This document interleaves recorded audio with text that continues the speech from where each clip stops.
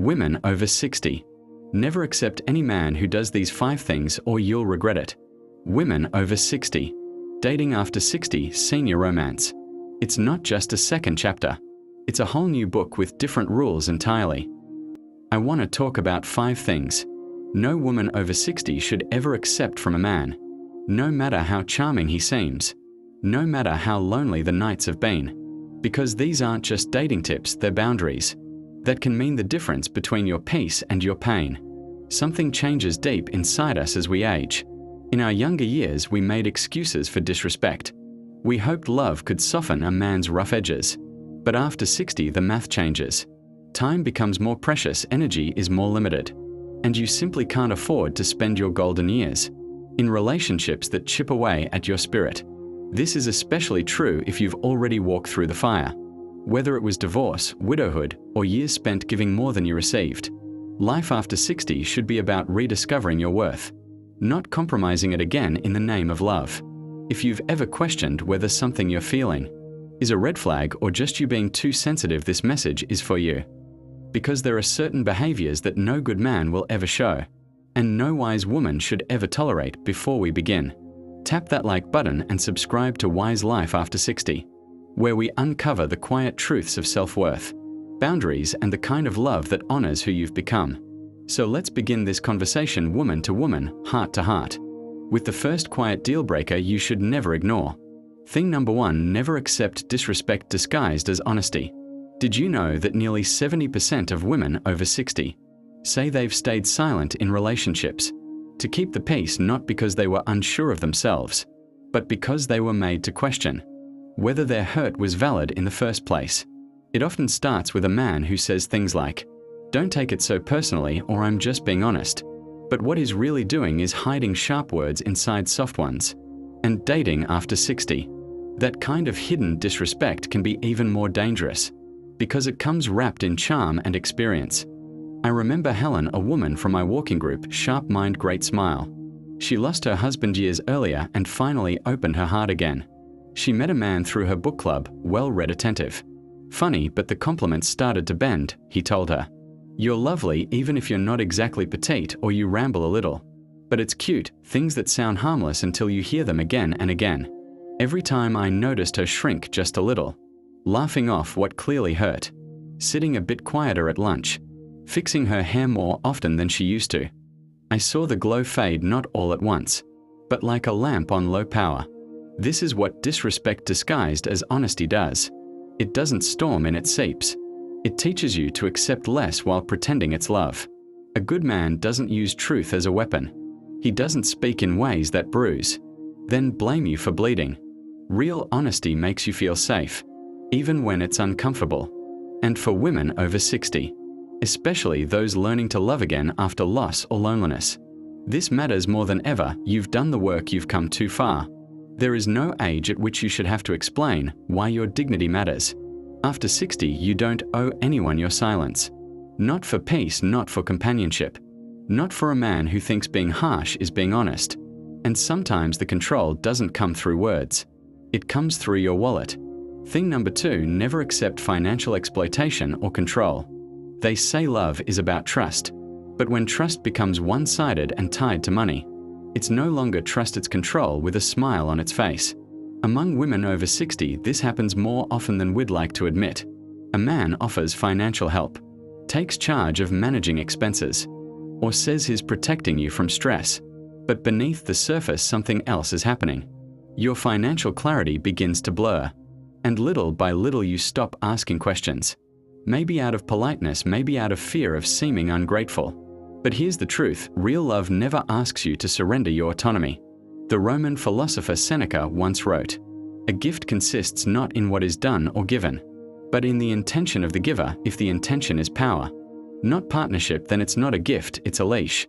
Too many senior dating stories involved women handing over control of their finances, simply because someone seemed stable, confident, or generous, but dignity doesn't come with strings. And generosity, if it's real, never comes at the cost of your voice or your access to your own life. Financial control can initially appear to be kind, but it's not about how much is shared. It's about whether you still have an equal say. Equal access, equal respect. It's never too late to learn the language of money, to understand your rights, to draw clear boundaries around what you've built and what you value. Love may grow in the heart, but security grows in transparency. Let me ask you something. Have you ever seen money used as a way to influence or silence someone you care about? If you feel comfortable, share what you learned in the comments. Your insight could be the wake-up call someone else needs.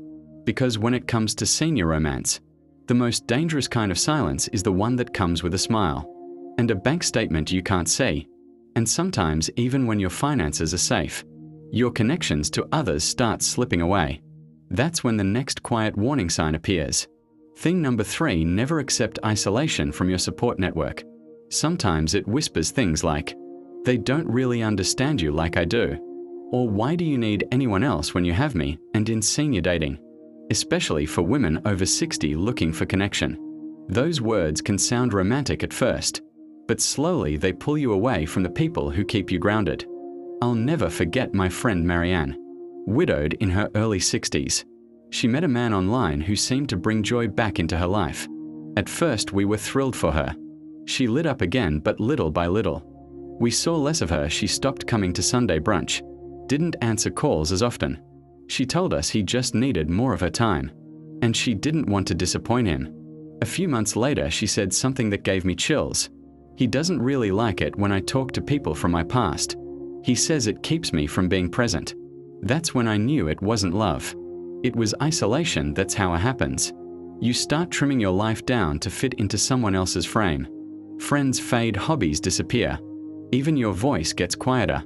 And for women over 60, especially those rediscovering love after years of caregiving or grief, this kind of subtle control can be incredibly hard to spot because it's wrapped in attention. Real love doesn't ask you to disappear. It invites more of you to show up.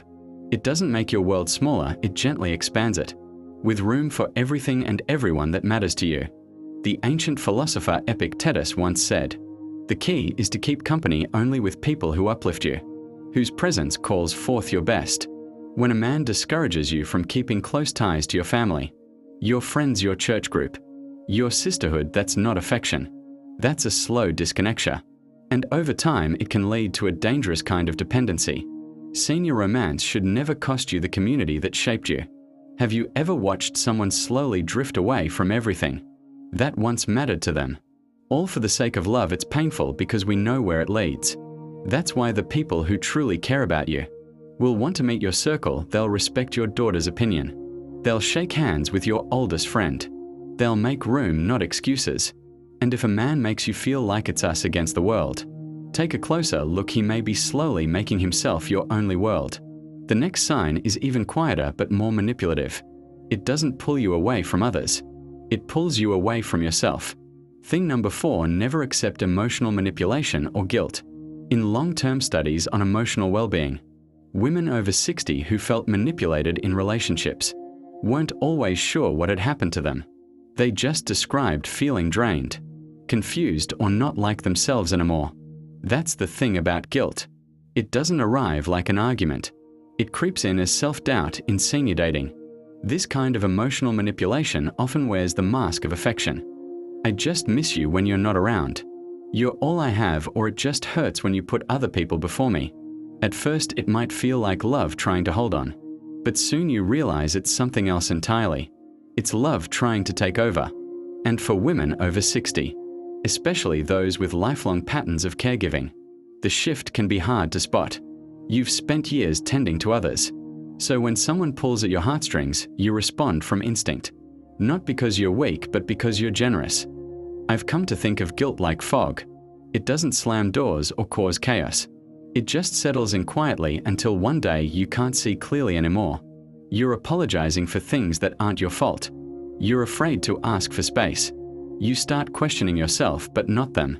One of the clearest signs of emotional manipulation is that you begin to feel guilty just for having needs. Marcus Aurelius once said, "The nearer a man comes to a calm mind, the closer he is to strength."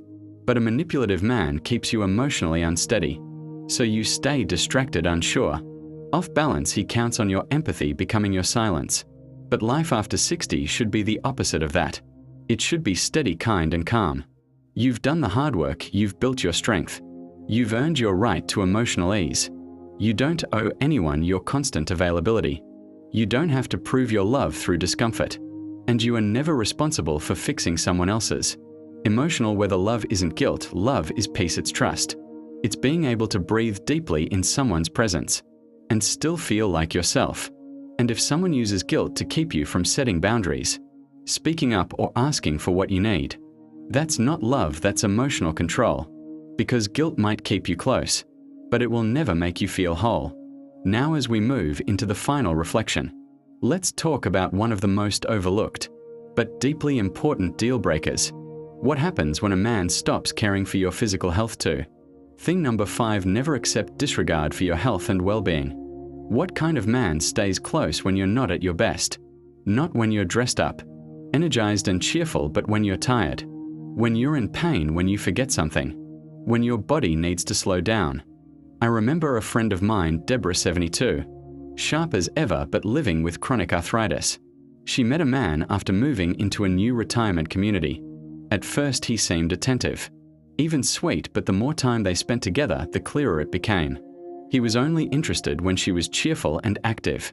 The moment she mentioned a bad flare-up or needed to cancel a walk, he'd say things like, "Don't make your health your whole personality," or "You just need to push through it."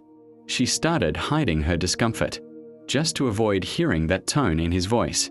Until one day she fell while trying to keep up with him on a hike, because she hadn't felt safe admitting that she needed a slower pace. That was her wake-up call.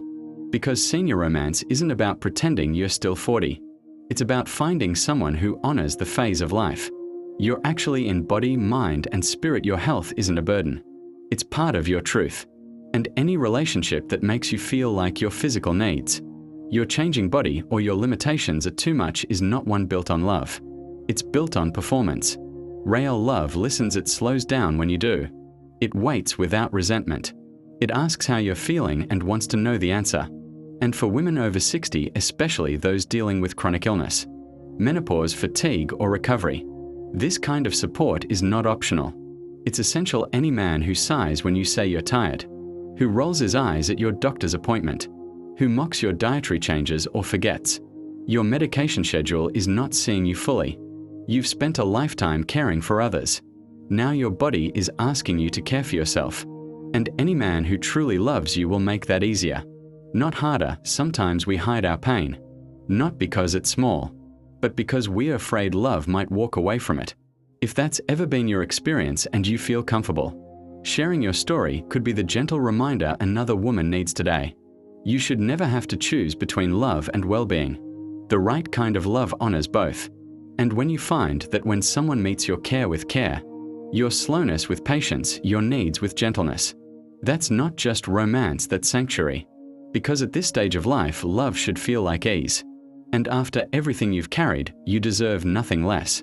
So many women over 60 have walked through storms just to get to this season of life. You've raised families, buried loved ones, rebuilt yourself after heartbreak. You've spent years giving, tending, and waiting for the right time to put yourself first. That time is now. Dating after 60 isn't about settling. It's about sovereignty. You are not here to shrink yourself just to keep someone else comfortable. You are not here to manage someone's moods, soften their blows, or explain away their bad behavior with phrases like, "He's from a different generation." You're here to be seen, to be met, to be cherished. And if a man cannot respect your voice, your values, your energy, or your body, then he does not belong in the sacred space of your life. Every woman I know who's rediscovered herself after 60 has said the same thing in some way or another. I will never lose myself again. You deserve a relationship that adds to your life, not one that slowly erodes it. One that feels like a mirror, not a maze. So if you've recognized even one of these signs in your own experience, take heart. You are not too old to walk away. You are not too late to begin again. You are not alone.